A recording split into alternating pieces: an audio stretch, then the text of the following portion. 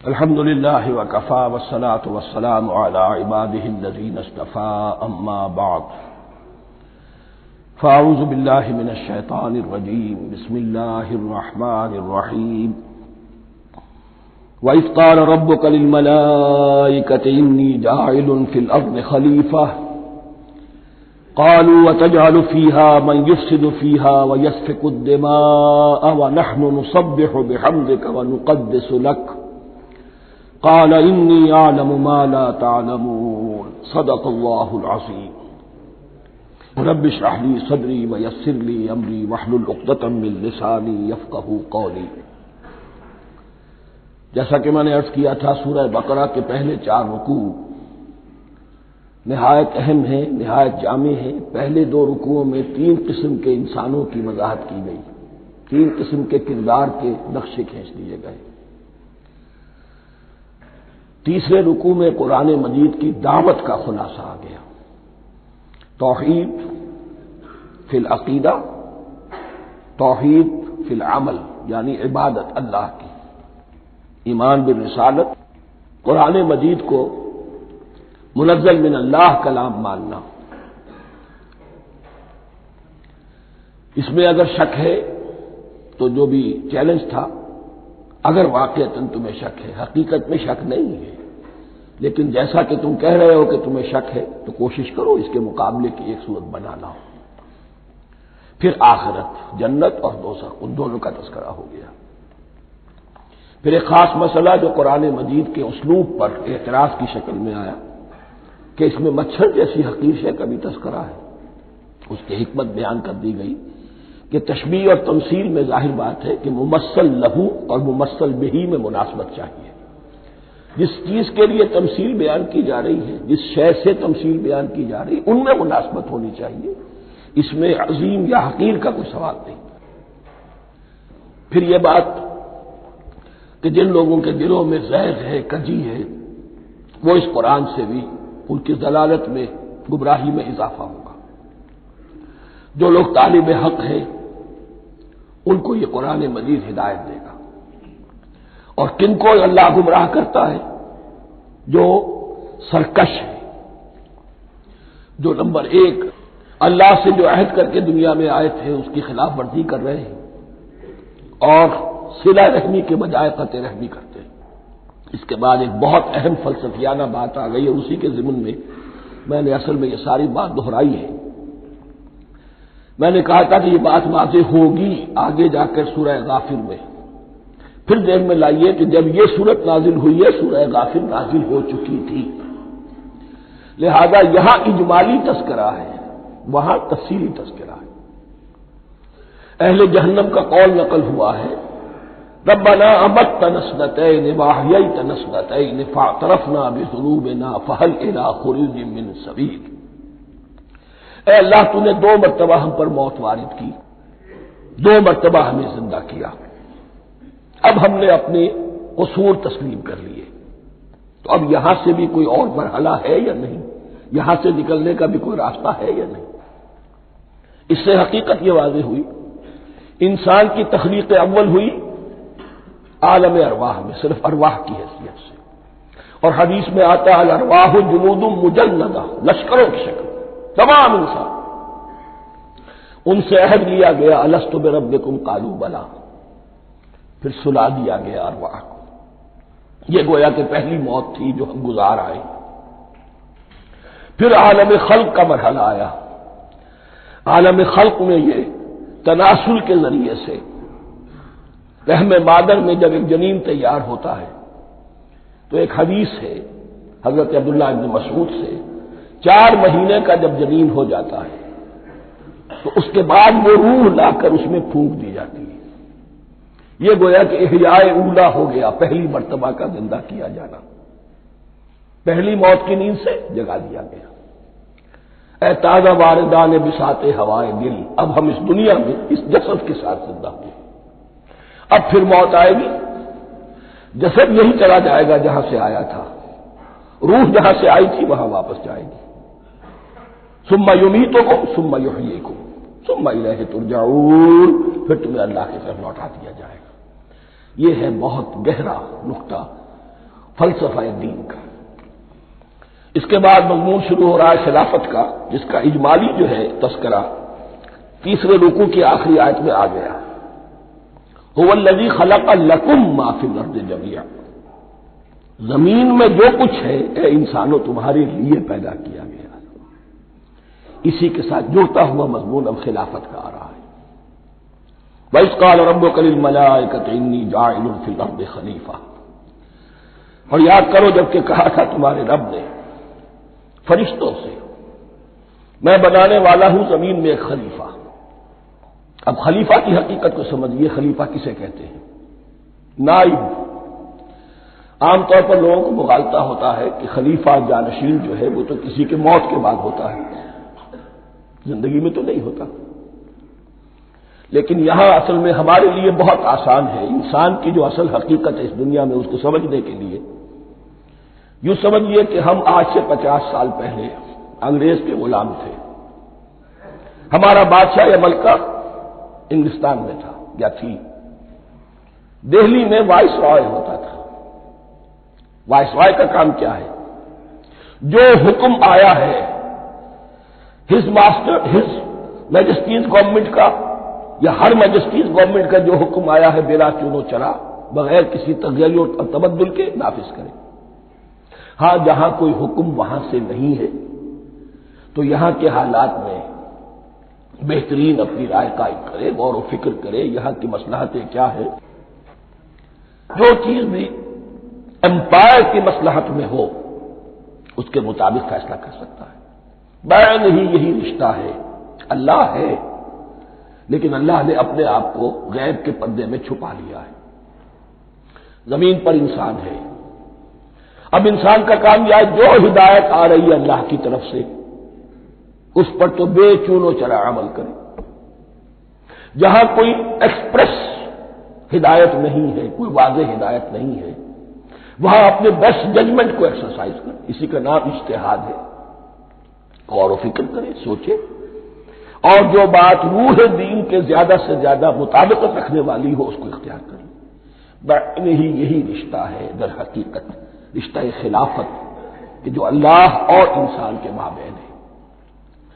اب یہ جو دی گئی ہے یہ حیثیت تمام انسانوں کو دی گئی ہے، پوٹینشلی ہر انسان اللہ کا خلیفہ ہے، لیکن جو اللہ کا باغی ہو جائے، جو خود حاکمیت کا مدعی ہو گیا، گویا کہ وہ باغی ہے۔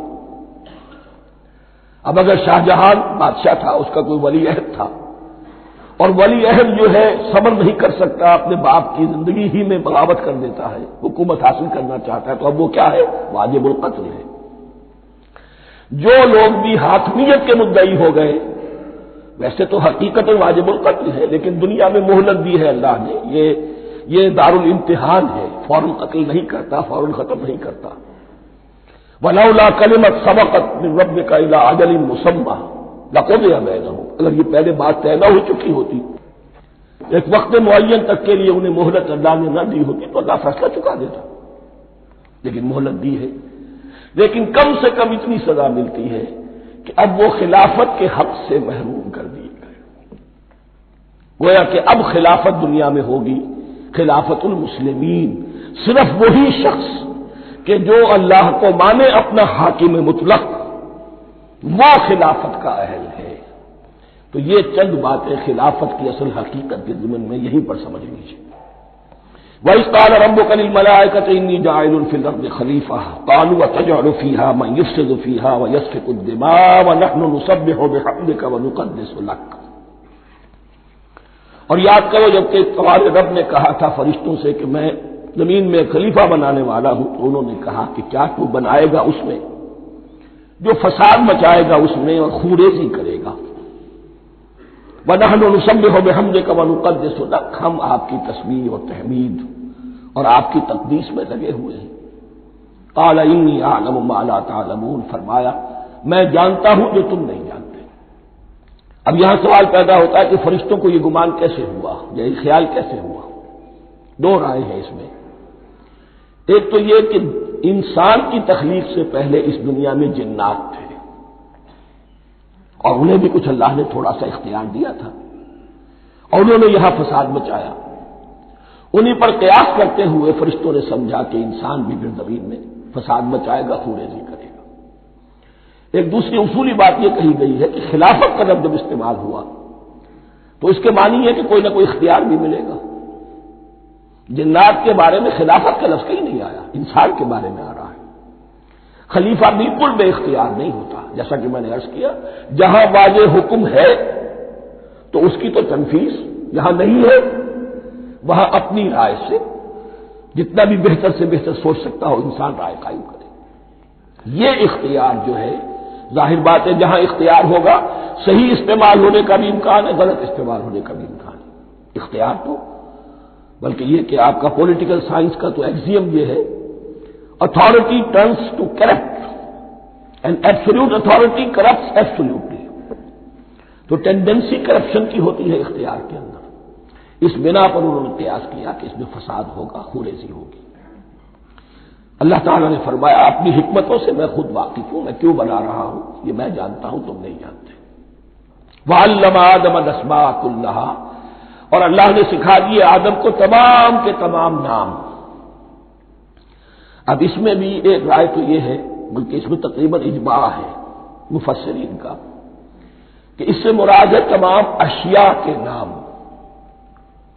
اور تمام اشیاء کے نام سے مراد ہے ان کی حقیقت کا علم۔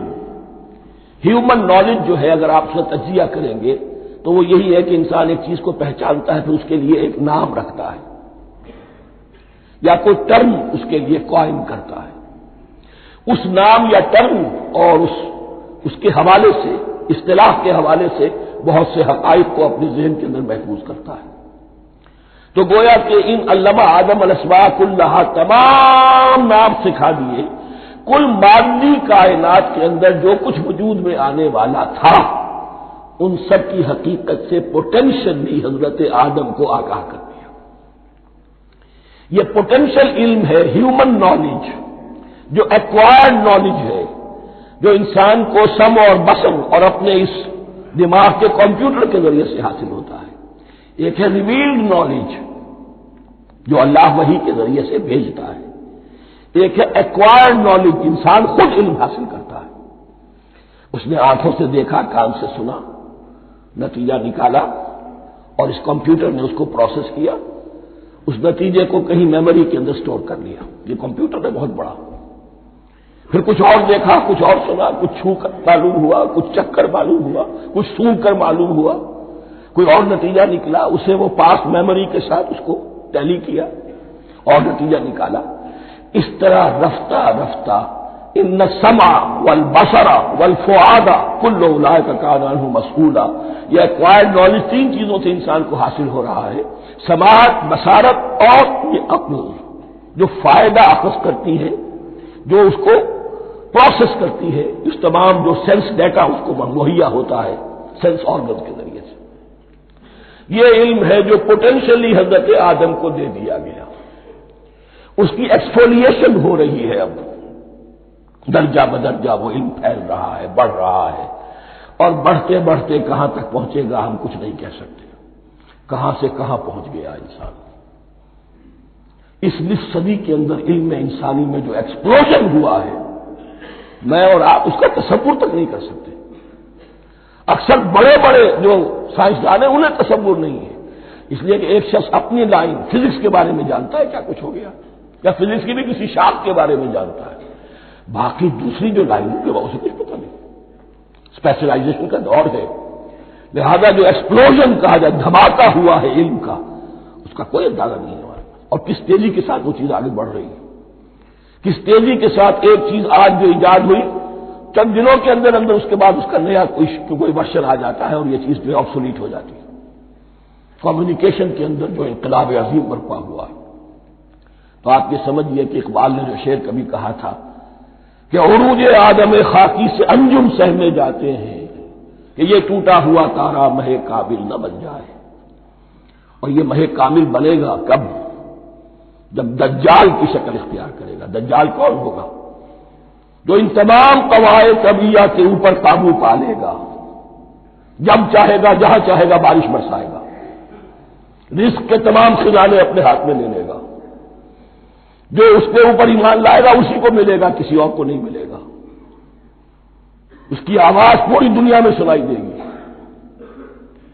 وہ چند دنوں کے اندر پوری دنیا کا چکر لگا لے گا۔ یہ ساری چیزیں جو حدیث میں دجال کے بارے میں آئی ہیں وہ اسی علم آدم ایکوائرڈ نالج کے اس حد کو پہنچ جانا کہ وہ ٹوٹل مسٹریز نیچر کی جو ہے وہ اس پر منکشف ہو جائے اور ان قواعد طبیعہ کو وہ ہارنس کر لے، قابو میں لے آئے اور انہیں استعمال کرے۔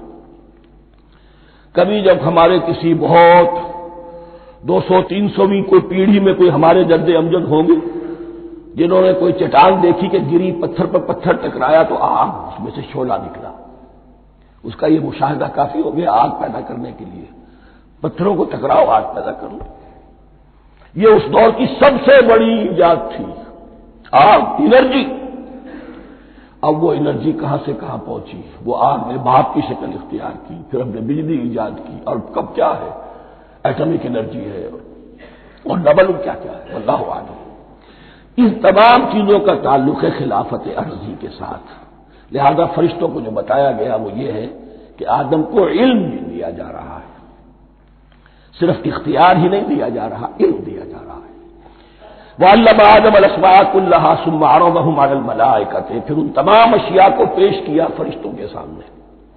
فَقَالَ أَنبِئُونِي بِأَسْمَاءِ هَؤُلَاءِ، اور فرمایا کہ مجھے بتاؤ ان چیزوں کے نام، ان کنتم صادقین، اگر تم سچے ہو۔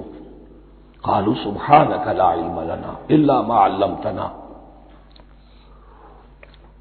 انہوں نے کہا پروردگار تو پاک ہے ہر نقص سے، ہر عیب سے، ہر ذوف سے، ہر احتیاج سے، مبرہ ہے، منزہ ہے، اعلیٰ ہے، عرفہ ہے۔ لا علم لنا الا ما علمتنا، ہمیں کوئی علم حاصل نہیں سوائے اس کے جو تو نے ہمیں سکھا دیا ہے۔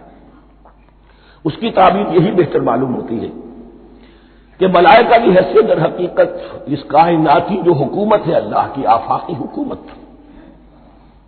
اس کے کارندوں کی ہے، یا اس کے سول سروینٹس ہیں، تو ہر ایک کو صرف اس کے شعبے کے متعلق علم دیا گیا ہے، علم جامع نہیں ہے، تمام چیزوں کا علم یہ معلوم کرنے کی استعداد ان کے پاس نہیں ہے۔ کوئی فرشتہ فرض کیجئے بارش کے اوپر معمور ہے، کوئی پہاڑوں پر معمور ہے، جس کا ذکر سیرت میں آتا ہے کہ جب طائف میں حضور پر پتھراؤ ہوا ہے تو اس کے بعد ایک فرشتہ حاضر ہوا ہے کہ میں ملک الجبال ہوں، اللہ نے مجھے پہاڑوں پر معمور کیا ہوا ہے، آپ اگر فرمائیں تو جن لوگوں نے آپ کو ستایا ہے، یہ جو طائف جن دو پہاڑوں کے درمیان یہ وادی ہے، ان کو آپس میں ٹکرا دو کہ یہ پس کر اور سرما بن جائے۔ آپ نے فرمایا نہیں، کیا عجب، اللہ تعالیٰ ان کی اگلی نسلوں کو ہدایت دے دے۔ تو فرشتے ہیں، کوئی پہاڑوں پر معمور ہے، کوئی کسی خدمت پر معمور ہے، ان کو علم دیا گیا ہے صرف انہی کی اپنی جو بھی فرائض منصبی ہیں ان کے شعبے سے متعلق، کل نہیں۔ جامعیت جو ہے علم کی وہ ہے کہ جو حضرت آدم علیہ السلام کو پوٹینشلی دے دی گئی اور جو اب بڑھتے بڑھتے ایک بہت جرابر درخت بن چکا ہے۔ سبحانک لا علم لنا الا ما علمتنا انک انت العلیم الحکیم، یقیناً آپ ہی کی ذات ہے جو کل کے کل علم کی حامل ہے اور جس کے اوپر حکمت بھی، جس کی حکمت بھی کامل ہے، باقی تو ہر مخلوق میں سے ہر ایک کا علم ناقص رہے گا۔ العلیم، کل علم کا جاننے والا تو تو ہی ہے، الحکیم، کل حکمت وہ تو تیرے ہی پاس ہے۔ قال یا آدم انبئہم باسمائہم، اللہ نے فرمایا کہ آدم ان کو بتاؤ ان کے نام۔ فلما انباہم باسمائہم، تو جب انہوں نے بتا دیے ان کو فرشتوں کو ان کے نام، قال علم اقل لکم انی اعلم غیب السماوات والارض، تو اللہ نے فرمایا کہ میں نے کہا نہیں تھا کہ میں جانتا ہوں آسمانوں اور زمین کی تمام غائب چیزوں کو جو تمہاری نگاہوں سے بھی اوجھل ہے، غیب، میں ہر شے کا جاننے والا ہوں۔ وَأَعْلَمُ مَا تُبْدُونَ وَمَا كُنتُمْ تَكْتُمُونَ، اور میں جانتا ہوں جو کچھ تم ظاہر کر رہے تھے اور جو کچھ تم چھپا رہے تھے۔ چھپانے میں محسوس ہوتا ہے کہ ان کی خواہش یہ تھی کہ خلافت ہمیں ملے، ہم خدام ادب ہیں، ہر وقت تسبیح و تحمید اور تقدیس میں مصروف ہیں، جو حکم ملتا ہے بجا لاتے ہیں، تو یہ خلافت کسی اور مخلوق کو کیوں ملے؟ یہاں صرف یہ اور بتا دوں کہ یہ چونکہ اب ایک تیسری مخلوق کا ذکر بھی بعد میں آئے گا، 3 صاحب تشخص مخلوقات ہیں اللہ کی، صاحب تشخص، صاحب شعور، جن میں میں کا شعور ہے، انا، میں۔ ایک ملائکہ ہے، ان کی تخلیق نور سے ہوئی ہے۔ ایک انسان ہے جن کی تخلیق گارے سے ہوئی ہے۔ ایک جنات ہیں جن کی تخلیق آگ سے ہوئی ہے۔ باقی حیوانات ہیں، ان میں شعور تو ہے، خود شعور ہی نہیں ہے۔ Self consciousness, this is world of difference between consciousness and self consciousness. انسان جب دیکھتا ہے تو اس کو یہ بھی معلوم ہے میں دیکھ رہا ہوں۔ کتا بلا دیکھتا ہے، اسے یہ اندازہ نہیں ہوتا کہ میں دیکھ رہا ہوں، دیکھنے کا ایک نتیجہ ہے جو نکل آتا ہے، لیکن میں کا وجود نہیں ہے۔ یہ انا، سیلف، ایگو، یہ انسان میں ہے، جنات میں ہے، شعور میں، اور فرشتوں میں ہے۔ ایک نوری مخلوق، ایک ناری مخلوق، ایک زمین کے اس کرسٹ میں، یہ جو مٹی اور گارے، مٹی اور پانی کا جو مضبوبہ ہے گارے کی شکل میں، اس سے بنا ہے۔ قال يا آدم انبئهم باسمائهم فلما انباهم باسمائهم قال الم اقل لكم اني اعلم غيب السماوات والارض واعلم ما تبدون وما كنتم تكتمون واذ قلنا للملائكه اسجدوا لآدم فسجدوا الا ابلیس۔ اور یاد کرو جب کہ ہم نے کہا فرشتوں سے سجدہ کرو سب کے سب آدم کو، جھک جاؤ آدم کے سامنے، فسجدوا، ان سب نے سجدہ کیا، الا ابلیس، سوائے ابلیس کے۔ پہلی بات تو یہ سمجھیے کہ تمام ملائکہ کے سجدے کی ضرورت کیا تھی؟ کیا یہ صرف تعظیماً تھا؟ اور تعظیماً اگر تھا تو کیا آدم خاکی کی تعظیم تھی یا کسی اور شے کی تعظیم تھی؟ مکی صورتوں میں یہ بات 2 جگہ واضح کی گئی ہے۔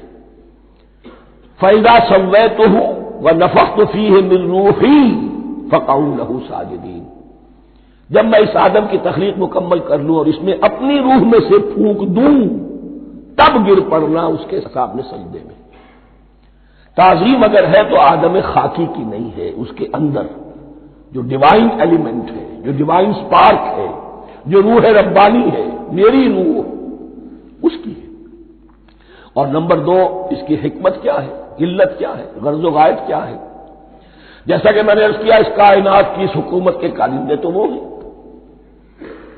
خلیفہ بنایا جا رہا انسان کو، جب تک یہ ساری سول سروس اس کے تابع نہ ہو، خلافت کیسے کرے گا؟ دیکھیے میں جانا چاہتا ہوں، چوری کرنے کے لیے جانا چاہتا ہوں، راستے میں کتنے فیکٹرز ہوں گے، کتنے فزیکل فینومینا ہوں گے۔ میں چلنا چاہتا ہوں، میں زمین کو دھکیلتا ہوں، زمین مجھے دھکیلتی ہے، زمین مجھے نہ دھکیلے تو میں کیسے چلوں گا؟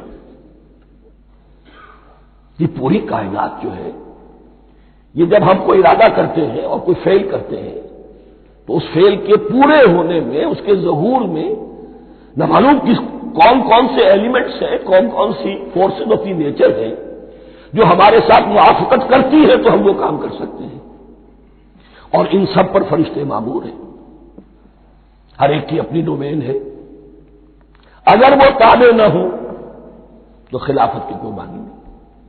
خلافت دی گئی ہے، یہ ادھر جانا چاہتا ہے جانے دو، یہ نماز کے لیے مسجد میں جانا چاہتا ہے جانے دو، یہ چوری کے لیے نکلا ہے نکلنے دو، اس لیے کہ اس کو جو اختیار دیا گیا ہے، اس کے اختیار کے استعمال میں یہ تمام جو قوتیں ہیں وہ اس کے ساتھ موافقت کرتی ہیں، تب اس کا کوئی ارادہ، وہ اچھا ہو یا برا، وہ پایہ تکمیل کو پہنچ سکتا ہے۔ یہ گویا کہ سبارڈینیشن اس کے لیے سمبل کہ تمام فرشتوں کو جھکا دیا گیا۔ البتہ اس آیت میں ایک مغالطہ پیدا ہوتا ہے، الا ابلیس، سوائے ابلیس کے۔ مغالطہ یہ پیدا ہوتا ہے کہ شاید وہ بھی فرشتہ تھا، اس لیے کہ حکم تو فرشتوں کو دیا گیا تھا۔ پھر نوٹ کیجئے، اس سے پہلے، بہت پہلے سورہ کہف نازل ہو چکی ہے، اور سورہ کہف میں فرما دیا گیا ہے کان من الجن ففسق عن امر ربی، وہ جن تھا، پس اس نے سرکشی کی اپنے رب کے حکم سے. فرشتے کی شان یہ نہیں ہے، وہ اللہ کے کسی حکم کی سرتابی نہیں کرتا. لا یعصون اللہ ما امرہم ویفعلون ما یؤمرون، وہ اللہ کے کسی حکم کی نافرمانی نہیں کرتے اور جو حکم ملتا ہے بجا لاتے. یہ جنات کے اندر اختیار تھا، جیسے اختیار انسانوں کو دیا گیا ہے. جنات میں نیک بھی ہے، بد بھی ہے، اعلیٰ بھی ہے، ادنا بھی ہے، جیسے انسانوں میں. لیکن یہ عزازیل جو جن تھا، علم اور عبادت دونوں کے اعتبار سے بہت بلند ہو گیا تھا، اور یہ فرشتوں کا یوں سمجھیے کہ ہم نشین، فرشتوں کے ساتھ اس طور سے شامل. جیسے بہت سے انسان بھی اگر اپنی بندگی میں، زہد میں، عبادت میں، نیکی میں ترقی کرے تو ان کا ملائے اعلیٰ کے ساتھ، عالم ارواح کے ساتھ، عالم ملائکہ کے ساتھ ایک رابطہ قائم ہوتا ہے. اسی طریقے سے وہ جو عزازیل تھا، جن ہونے کے باوجود اپنی نیکی، عبادت، پارسائی اور اپنے علم میں فرشتوں سے بہت آگے تھا. اس لیے معلم الملکوت کی شکل اختیار کر چکا تھا. اس کو اپنی زون تھا. یہ بات جیسا کہ میں نے عرض کیا 7 مرتبہ قرآن میں یہ بات آئی ہے، قصہ ابلیس و آدم، کہ فرشتوں کو حکم ہوا کہ سجدہ کرو، سب جھک گئے، ابلیس نے سجدے سے انکار کر دیا 7 مرتبہ. یہ 7ویں مرتبہ ہے جو ہم پڑھ رہے ہیں. مصحف میں پہلی مرتبہ آ رہا ہے، ترتیب نزول میں 7ویں مرتبہ آ رہا ہے. یہ آدم و ابلیس کا قصہ اس سے آگے سورہ اعراف میں آئے گا، پھر سورہ ہجر میں آئے گا، سورہ بنی اسرائیل میں آئے گا، سورہ کہف میں آئے گا، سورہ طٰہٰ میں آئے گا، سورہ صاد میں آئے گا. 6 مرتبہ مکی قرآن میں، 1 مرتبہ یہاں. تو یہاں اشارہ نہیں کیا، اس لیے مغالطہ ہو سکتا ہے. لیکن یہ کہ سورہ کہف میں آپ کو بتا چکا ہوں، کان من الجن ففسق عن امر ربی، اس نے اپنے رب کے حکم سے سرتابی کی. نام اس کا عزازیل تھا. ابلیس اس کا صفاتی نام ہے اب، اس لیے کہ اب ابلیسوں کے معنی ہوتے ہیں مایوس ہو جانا. یہ اللہ کی رحمت سے بالکل مایوس ہے، اور مایوس جو ہو جائے وہ شیطان ہو جاتا ہے. اب میرا تو چھٹکارا نہیں ہے، جتنوں کو برباد کر سکوں کروں. میری تو عاقبت خراب ہو چکی ہے، جتنوں کو اپنے ساتھ، ہم تو ڈوبے ہیں سنم، تم کو بھی لے ڈوبیں گے. اب وہ شیطان اس معنی میں کہ انسان کی عداوت اس کی گھٹی میں پڑ گئی. اس نے اللہ سے پھر اجازت بھی لی کہ مجھے مہلت دے دے، یوم یبعثون، قیامت تک کے دن کے لیے، تو میں ثابت کر دوں گا کہ یہ آدم اس رتبے کا حقدار نہ تھا، مستحق نہ تھا جو اسے دیا گیا. انا خیر منہ، میں اس سے بہتر ہوں. خلقتنی من نار وخلقتہ من طین، تو نے مجھے آگ سے بنایا، اسے گارے سے بنایا. لیکن یہ تکبر ہے در حقیقت کہ جس نے اسے راندہ درگاہ حق کر دیا. وَإِذْ قُلْنَا لِلْمَلَائِكَةِ اسْجُدُوا لِآدَمَ فَسَجَدُوا إِلَّا إِبْلِيسَ أَبَىٰ وَاسْتَكْبَرَ. ابا، اس نے انکار کیا، واستکبر، اور تکبر کیا، استکبار کیا. وَكَانَ مِنَ الْكَافِرِينَ. کانا عربی زبان میں 2 طرح کا ہوتا ہے، تامہ، ناقصہ.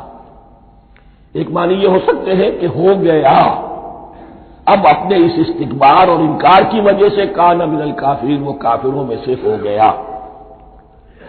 ایک کانا تامہ ہوتا تھا ہی کافروں میں سے، یعنی اس کے اندر سرکشی چھپی ہوئی تھی، اب ظاہر ہو گئی.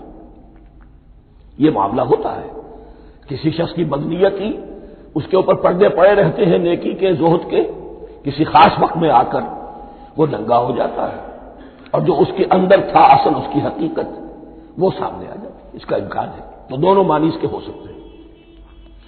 وَقُلْنَا يَا آدَمُ اسْكُنْ أَنْتَ وَزَوْجُكَ الْجَنَّةَ، اور ہم نے کہا کہ اے آدم رہو تم اور تمہاری بیوی جنت میں. اب یہ جنت کون سی ہے؟ اکثر حضرات کے نام کر کے نزدیک یہ جنت کہیں آسمان ہی میں تھی، آسمان ہی میں حضرت آدم کی تخلیق ہوئی. البتہ یہ سب مانتے ہیں کہ ایک وہ جنت الفردوس جو ہے، جس میں جانے کے بعد پھر واپس نکلنے کا کوئی امکان نہیں، یہ وہ جنت نہیں ہے جس میں کہ آخرت میں لوگوں کو جا کر داخل ہونا ہے. اس میں داخل ہونے والے کے نکلنے کا کوئی امکان نہیں. ایک رائے یہ بھی ہے، میرا رجحان اس رائے کی طرف ہے، تخلیق آدم اسی زمین پر ہوئی ہے. وہ جن مراحل سے گزری ہے تخلیق وہ ایک علیحدہ مسئلہ ہے۔ بایولوجی اور وحی دونوں اس پر متفق ہیں کہ مٹی سے کرسٹ آف دی ارتھ سے انسان بنا ہے، اس پر اتفاق ہے قرآن کا بھی اور بایولوجی کا بھی، جدید علم الحیوانات کا بھی، علم الحیات کا۔ سٹیجز کیا ہے اس میں اختلاف ہو سکتا ہے، اس کو چھوڑ دیجئے، وہ اس وقت کا بحث نہیں۔ یہی کسی اونچے مقام پر کوئی سرسبز و شاداب علاقہ تھا جہاں حضرت آدم کو رکھا گیا، جہاں ہر طرح کے میوے تھے، ہر شے لا تظمأ فیہا ولا تضحیٰ، نہ اس میں بھوک لگے گی نہ دھوپ تمہیں ستائے گی، ہر طرح کی چیز تمہیں فراہم ہے۔ وہاں رکھے گئے ہیں صرف ایک ڈیمانسٹریشن کے لیے کہ انہیں نظر آ جائے کہ شیطان میرا دشمن ہے، وہ مجھے ورغلائے گا، طرح طرح سے میرے اندر وسوسہ اندازی کرے گا میرے اور میری اولاد کے، صرف ایک ڈیمانسٹریشن۔ اس کی مثال یوں سمجھیے کہ سلیکشن تو ہو گیا، CSP گریڈ میں کوئی شخص آ گیا ہے، لیکن اب وہ سول سروس اکیڈمی میں رکھا جا رہا ہے۔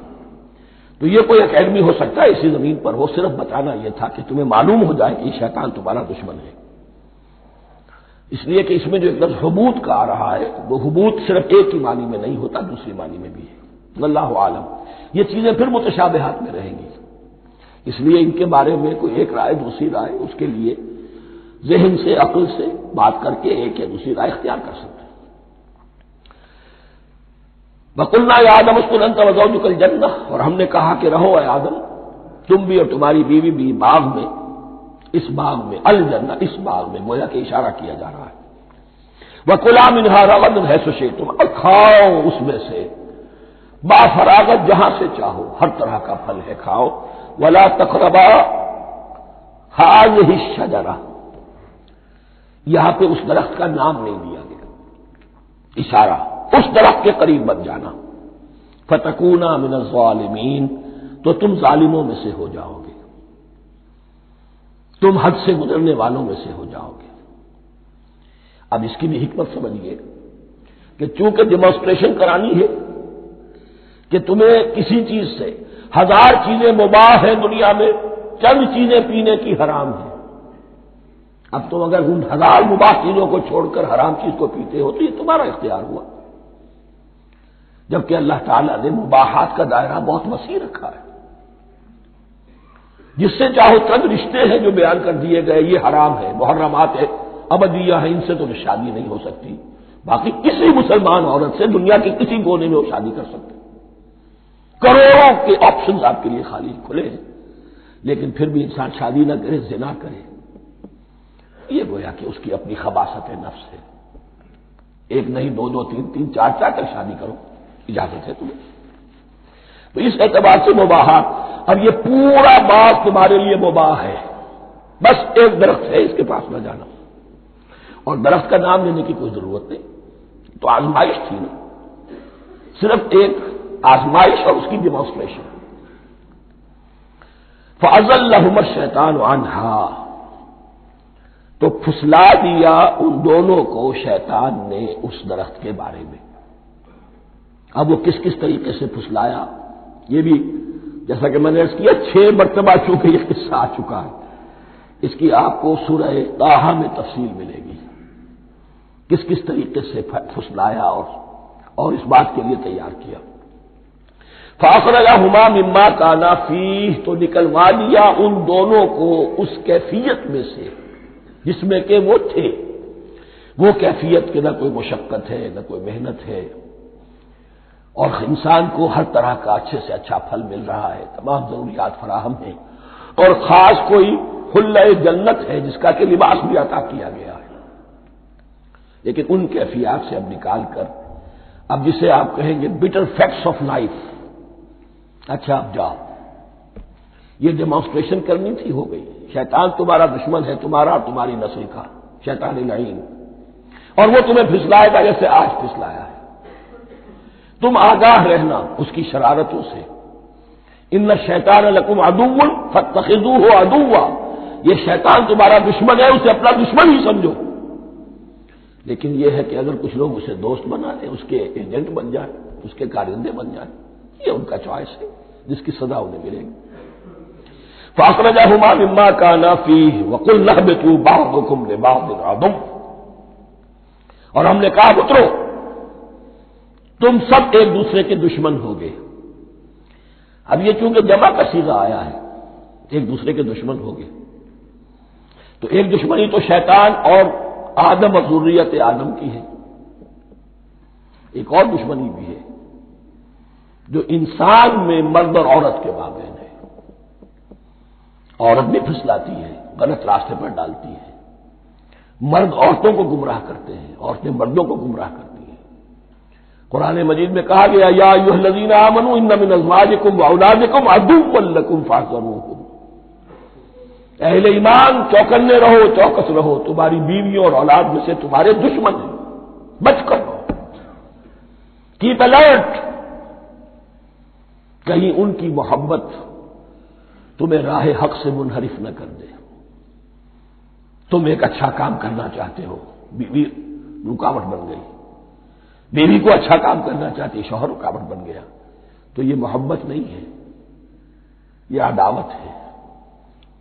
اس حوالے سے بعضکم لبعض عدو ولکم فی الارض مستقر ومتاع الی حین، اور تمہارے لیے اب زمین میں مستقر ہے، جائے قیام ہے اور متاع ہے، ضرورت کی چیزیں ہیں ہم نے فراہم کر دی ہیں، الی حین، لیکن ایک وقت معین تک کے لیے، یہ ابدی نہیں ہے، ایک وقت آئے گا یہ بساط ہم لپیٹ دیں گے۔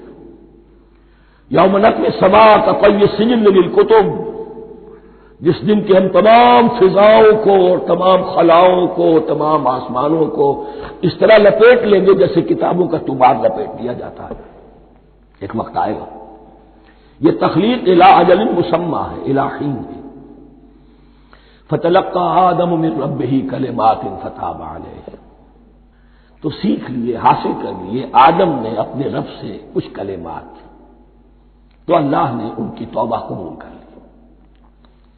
اب اس کی وضاحت سورہ اعراف میں ہے، یہ تو چونکہ پس منظر میں وہ 2/3 قرآن موجود ہے، اس کی وضاحت کیا ہے کہ حضرت آدم میں سخت پشیمانی پیدا ہوئی ہے، میں نے کیا کیا، مجھ سے خطا سرزد ہو گئی، اللہ کے حکم کی میں نے خلاف ورزی کی، لیکن ان کے پاس الفاظ نہیں تھے کن الفاظ میں اللہ سے استغفار کریں، کن الفاظ میں اللہ سے معافی چاہے۔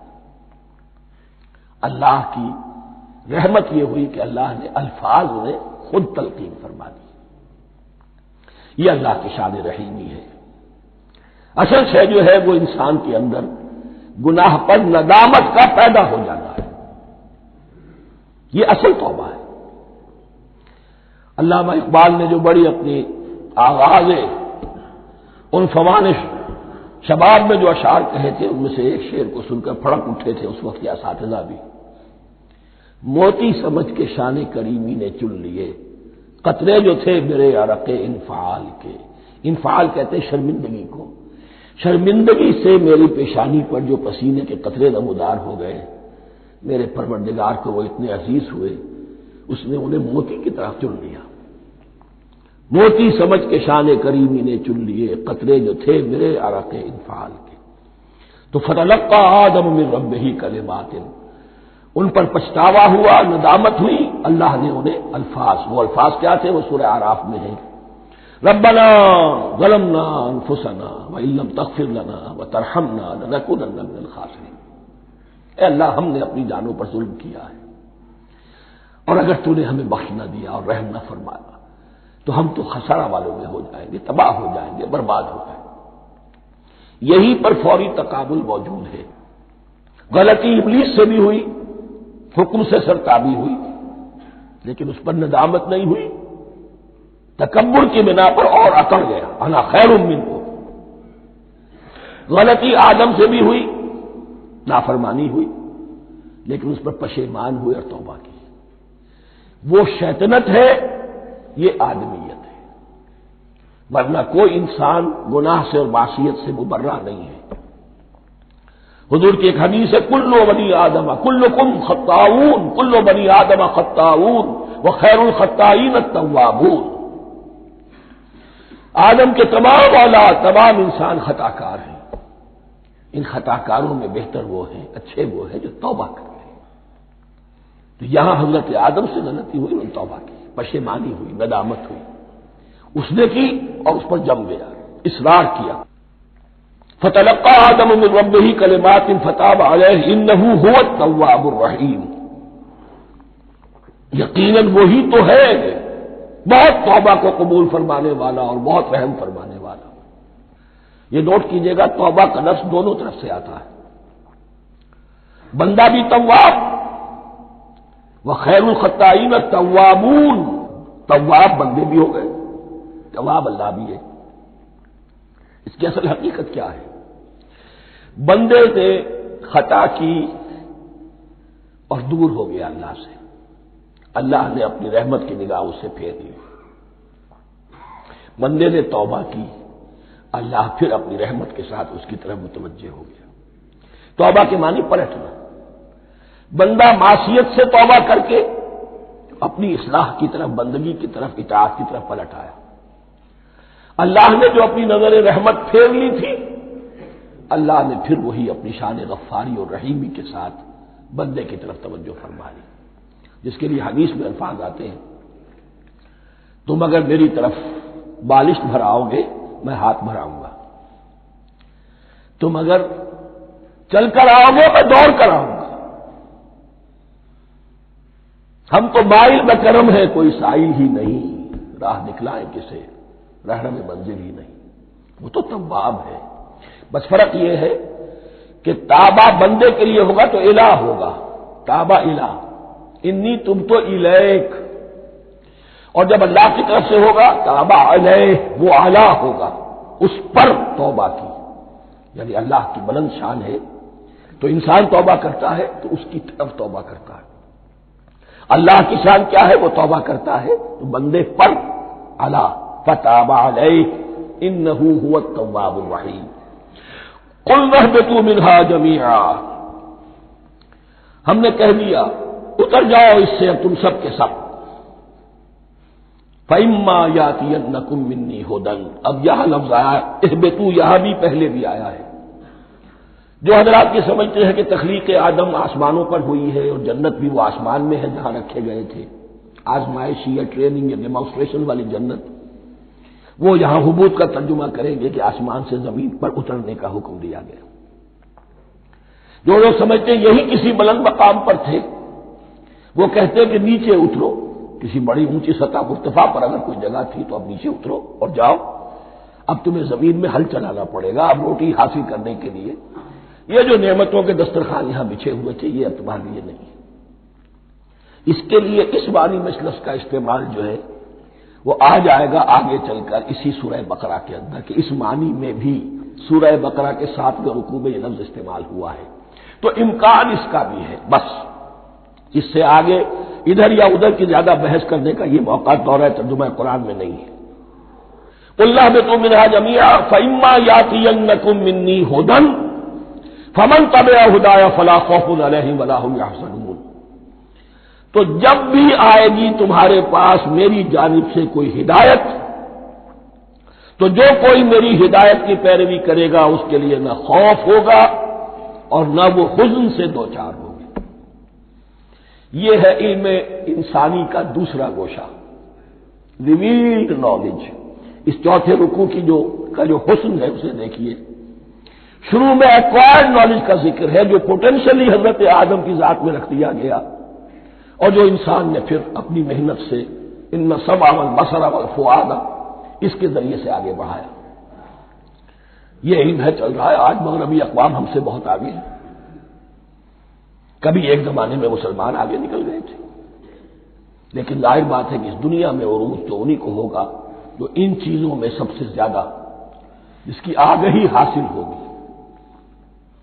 البتہ ایک علم وہ ہے جو آسمان سے نازل ہوتا ہے، یہ گیون ہے، ریویلڈ نالج ہے، یہ وحی ہے. فَإِمَّا يَأْتِيَنَّكُم مِّنِّي هُدًى. تمہارے مقام خلافت کا تقاضا یہ ہے جو احکام ہمارے آئے، جو ہدایات ہم بھیجیں ان کو تو پوری طریقے سے اس کی پیروی کرو. فَمَن تَبِعَ هُدَايَ. تو جو کوئی بھی میری ہدایت کی پیروی کرے گا فَلَا خَوْفٌ عَلَيْهِمْ وَلَا هُمْ يَحْزَنُونَ. وَالَّذِينَ كَفَرُوا. اور جو ناشکری کریں گے، کفر کریں گے، انکار کریں گے، وَكَذَّبُوا بِآيَاتِنَا. اور ہماری آیات کو جھٹلائیں گے، فَأُولَٰئِكَ أَصْحَابُ النَّارِ هُمْ فِيهَا خَالِدُونَ. تو وہ جہنمی ہوں گے، آگ والے ہوں گے، اس میں ہمیشہ ہمیشہ رہیں گے۔ یہ ہے گویا کہ چارٹر، اس نوع انسانی کو جو ابدی چارٹر اللہ نے دیا ہے، جبکہ زمین کا چارج دے دیا گیا خلیفہ کی حیثیت سے۔ یہاں یہ 4 رکوع جو ہے سورہ بقرہ کے، جو میں نے عرض کیا تھا، قرآن کی دعوت، قرآن کا بنیادی فلسفہ، اس پر یہ جام ہے، اور یہ مکی صورتوں کے مضامین کا خلاصہ۔ اب یہاں سے شروع ہو رہا ہے 5ویں رکوع سے مسلسل 10 رکوع، مسلسل خطاب ہے بنی اسرائیل سے۔ البتہ ان میں ایک تقسیم ہے، پہلے رکوع میں دعوت ہے۔ دعوت جب ہوتی ہے تو آمادہ کرنا، تشویق، ترغیب، دلجوئی، نرمی، یہ دعوت کے اجزاء لا ينفک ہیں، اس کے بغیر دعوت مؤثر نہیں ہوتی۔ لہذا ان 7 آیات میں یہ یوں سمجھیے کہ ان 10 رکوعوں کے لیے یہ بمنزلہ فاتحہ ہے، جیسے سورہ فاتحہ 7 آیتوں کی، ایسے ہی اس دعوت سابقہ امت مسلمہ کو دعوت دی جا رہی ہے۔ تو کس طرح دی جا رہی ہے؟ یہ کون تھے؟ یہ بھی مسلمان ہی تو تھے نا، کافر تو ہو گئے حضور کا انکار کر کے، ورنہ وہ موسیٰ کے ماننے والے، شریعت ان کے پاس، بڑے بڑے علماء ان میں، علم کا چرچا ان میں، سب کچھ تھا، ان کو دعوت دی جا رہی ہے۔ لیکن میں اس لیے آپ کو چاہتا ہوں، اس کو توجہ دلا رہا ہوں، آج اگر مسلمانوں میں جو غافل ہو گئے، اپنی حقیقت کو بھول گئے، اپنے فرض منصبی سے غافل ہو گئے، دنیا کے اور قوموں کی طرح کی ایک قوم بن کر رہ گئے، اگر کوئی ایک داعی گروہ کھڑا ہو، کوئی جماعت، کوئی فرد، اور اس سے جماعت بنے، تو ظاہر بات ہے سب سے پہلے اسے اسی امت کو دعوت دینی ہوگی، اس لیے کہ دنیا تو اسلام کو پہچانے گی اس امت کے حوالے سے۔ فزیشین ہیل بائی سیلف، پہلے یہ تو ٹھیک ہو، یہ کہیں پر صحیح اسلام کا نمونہ پیش کرے تو دنیا کو دعوت دے سکو گے، آؤ دیکھو یہ ہے اسلام۔ اس لیے ان کو جو دعوت دینے کا اسلوب ہونا چاہیے وہ عکس ہوگا اس اسلوب کا جو ان 7 آیات میں ہمارے سامنے آ رہا ہے۔ یا بنی اسرائیل اذکروا نعمتی التی انعمت علیکم، اے بنی اسرائیل، اسرائیل کو سمجھ لیجئے، یہ مرکب لفظ ہے، اسم، اسی سے اسیر بنا ہے، اسیر جو کسی کا قیدی ہوتا ہے۔ ایل عبرانی میں اللہ کے لیے ہے، اور اسرائیل کا ترجمہ ہے عبداللہ، اللہ کا غلام، اللہ کے ساتھ بندھا ہوا، اس کی اطاعت کے قلاتے کے اندر۔ تو یہ اسرائیل یہ لقب ہے حضرت یعقوب علیہ السلام کا۔ ان کے 12 بیٹے تھے، 12 بیٹوں سے جو نسل چلی وہ بنی اسرائیل ہے، انہی میں حضرت موسیٰ کی بعثت ہوئی اور تورات انہیں دی گئی، پھر یہ ایک بہت بڑی امت بنے۔ ان پر 4 ادوار آ چکے تھے قرآن مجید کے نزول کے وقت تک، 2 مرتبہ اللہ کی رحمت کی بارشیں ہوئیں، انہیں عروج نصیب ہوا، 2 مرتبہ ان کو دنیا پرستی، شہوت پرستی، اللہ کے احکام کو پسپش ڈال دینے کی سزا میں عذاب کے کوڑے ان پر برسے۔ اس کا ذکر آئے گا سورہ بنی اسرائیل کے پہلے رکوع میں۔ اس وقت جبکہ قرآن نازل ہو رہا ہے، اس وقت وہ اپنے اس زوال کے دور میں تھے۔ حال یہ تھا کہ حضور صلی اللہ علیہ وسلم کی بعثت سے پہلے ہی 2nd ٹیمپل بھی شہید کیا جا چکا تھا، گرایا جا چکا تھا۔ حضرت سلیمان نے جو بنایا تھا ہیکل سلیمانی، جس کو یہ 1st ٹیمپل کہتے ہیں، اسے نیبوکدنضر نے گرا دیا تھا حضرت مسیح سے بھی کئی سو سال پہلے۔ لیکن اس کے بعد پھر یہ رومنز نے سن 70 عیسوی میں حضور کی ولادت سے 500 برس پہلے ان کا یہ یروشلم تباہ و برباد ہوا، اس میں لوگوں کو قتل کیا گیا، قتل عام ہوا، اور 2nd ٹیمپل جو ہے وہ بھی گرا دیا گیا، جو اب تک گرا پڑا ہوا ہے۔ صرف ایک ویلنگ وال ہے جس کے پاس جا کر یہودی جو ہے ماتم کر دیتے ہیں، روتے ہیں، اور اب وہ بنانے پر تلے ہوئے ہیں اپنا 3rd ٹیمپل، اس کے نقشے بن چکے ہیں، بلو پرنٹ بن چکے ہیں۔ لیکن بہرحال جس وقت قرآن نازل ہو رہا تھا یہ بہت ہی پستی میں تھے۔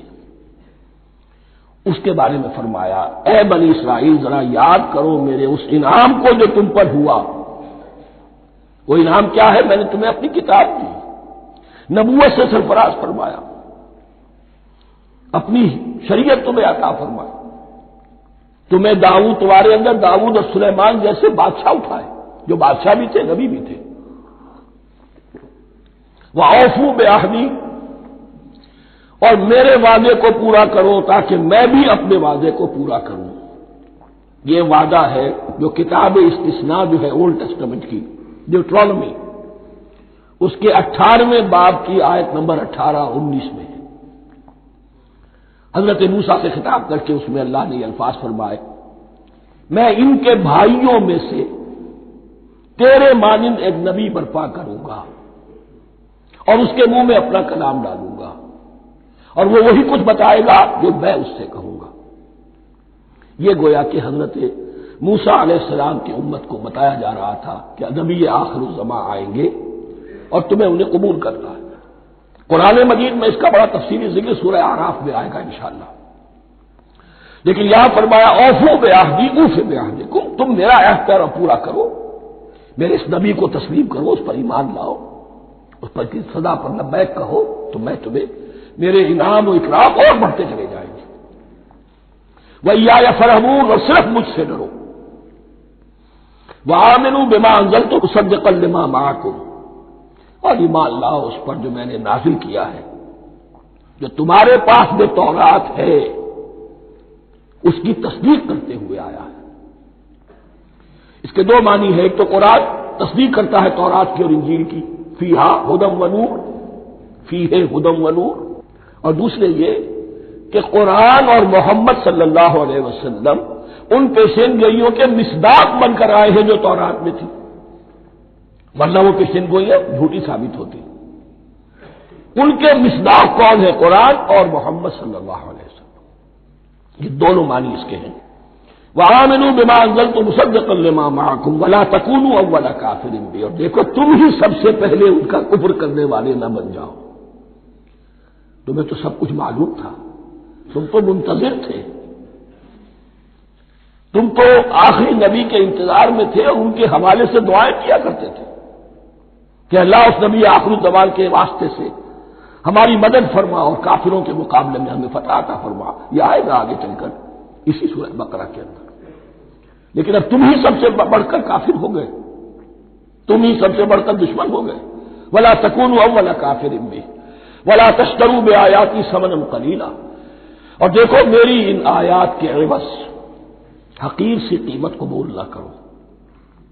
یہ آیات الہیہ ہیں، ان کو رد کر رہے ہو کس لیے؟ ہماری مسندیں، ہماری حیثیت، ہماری چودراہٹیں، کہیں ان پر کوئی آنچ نہ آ جائے۔ حقیر سی چیزیں، یہ صرف اس دنیا کا سامان ہے، اس کے سوا کچھ نہیں۔ وَلَا تَشْتَرُوا بِآيَاتِي ثَمَنًا قَلِيلًا وَإِيَّايَ فَاتَّقُونِ، اور صرف مجھ میں اس سے تقوی اختیار کرو، میرا تقوی اختیار کرو۔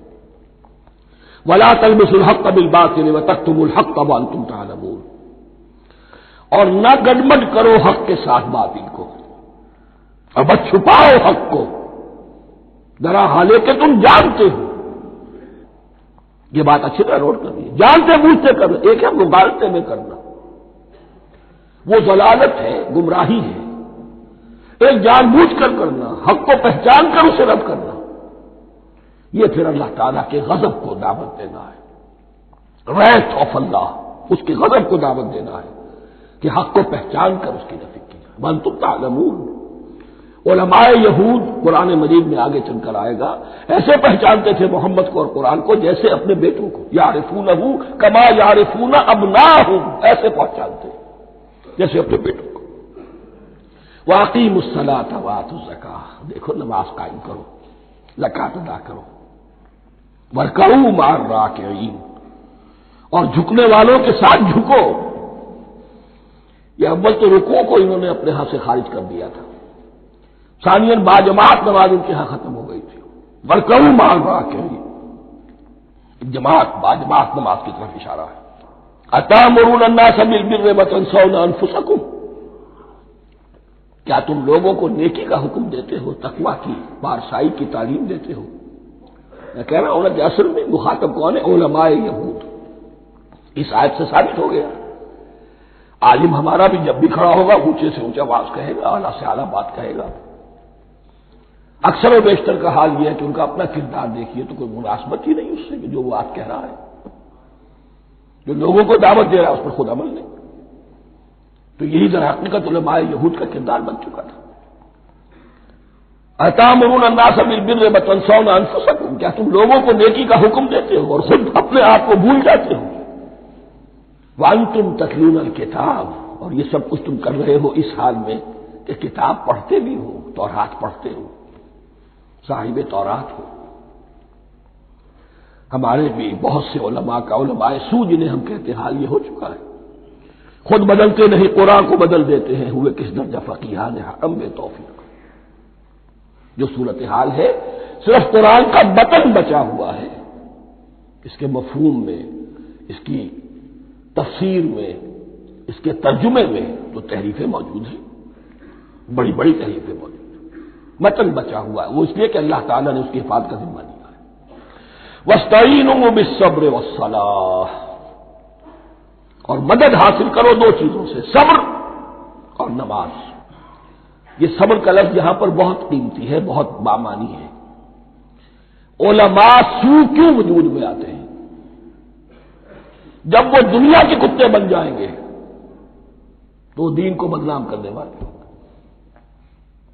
بظاہر دینی مناسب ہیں لیکن اصل میں ان کے پردے میں دنیا داری کی جا رہی ہے، صبر نہیں، بس صبر کے ساتھ اور نماز کے ساتھ، اس لیے کہ آپ صحیح راستے پر آئیں گے۔ اگر کوئی عالم دین لوگوں پر تنقید کرے گا، لولا ینہاہم الربانیون والاحبار، کیوں نہیں روکتے ان کے علماء اور ان کے اولیاء اور صوفیاء ان کو حرام کھانے سے اور جھوٹ بولنے سے؟ اگر کوئی شخص روکے گا اس کو پھر نذرانے تو نہیں ملیں گی، اس کی خدمتیں تو نہیں ہوگی۔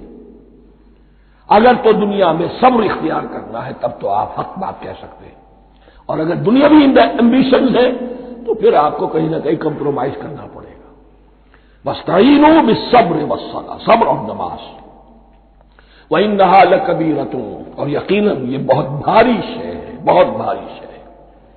عام طور پر خیال یہ ہے کہ انہا کی ضمیر صرف صلاۃ کی طرف جاتی ہے، نماز بہت بھاری ہے۔ ایک رائے یہ ہے کہ نہیں، یہ پورے طرز عمل کی طرف جا رہی ہے، یہ طرز عمل کہ خود صبر کرو، اس دنیا میں صبر کرو، دنیا اور دنیا کے متعلقات میں کم سے کم پر قانع ہو جاؤ، اور حق کا بول بالا کرنے کے لیے میدان میں آ جاؤ، یہ طرز عمل۔ اور اس میں پھر نماز، الصلاۃ عماد الدین۔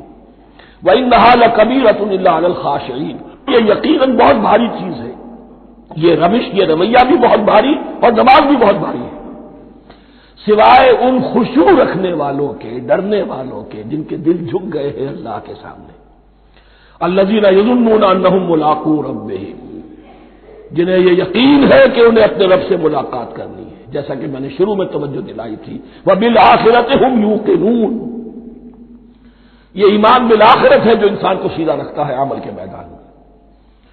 الذین یظنون انہم ملاقو ربہم وانہم الیہ راجعون، اور جنہیں یہ یقین ہے کہ بالآخر اسی کی طرف ہمیں لوٹنا ہے۔ بارک اللہ لی ولکم فی القرآن العظیم ونفعنی وإیاکم بالآیات والذکر الحکیم۔